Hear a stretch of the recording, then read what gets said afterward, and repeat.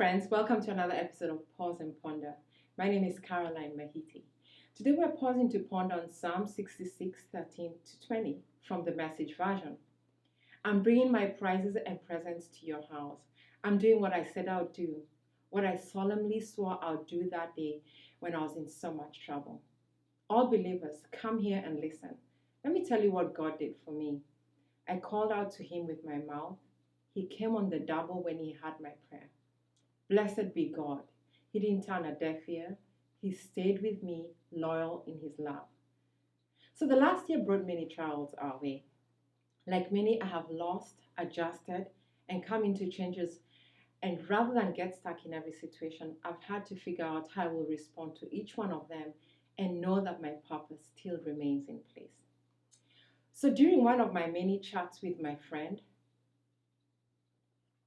we both agreed that the best way to deal with the good, the bad, and the ugly around us is to focus on gratitude. To speak gratitude, think gratitude, and act in gratitude. So I was sharing how I maintain an attitude of gratitude by recalling events that I came out of, even though they were difficult and painful. Doing this brings me to my present, and I think about how God took me out of difficult situations. And I'm washed over by a sense of gratitude. Just like the psalmist tells us to recall the wonders God has done in verses 5 and 6, where he says, how he has turned the sea to dry land. God parts the seas of our situations and makes dry land of them for us to walk through. Gratitude makes us feel celebratory. It can make us break out in dance when we pull up a song or start humming an old hymn to ourselves. I've been doing that a lot lately, where I sit in that space and recall how God made a way for me, or how I said a specific Hannah-like prayer, desperately offering something up to God, and how I followed up on my end of the deal when he saw me through that situation. Again, just like the psalmist says, I'm bringing my prizes and presents to your house. I'm doing what I said I would do. But you know what else happens with gratitude? Gratitude makes us want to go tell others of what God has done. It makes up our testimony of God as we tell others.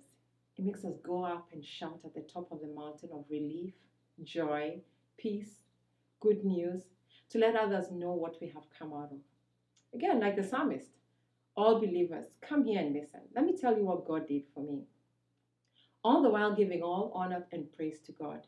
You see, gratitude has nothing to do with us as much as it has more to do with He who lifted us out of the pain, sickness, a financial mess, or broken relationships, and others who we share our stories with. Gratitude attests to who we believe in, that our God hears, listens, and responds.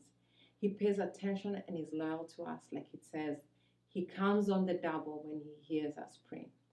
So with that, I ask you, how are you doing to praise God?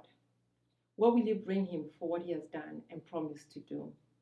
When will you tell of what he has done so others can believe him too? Thank you.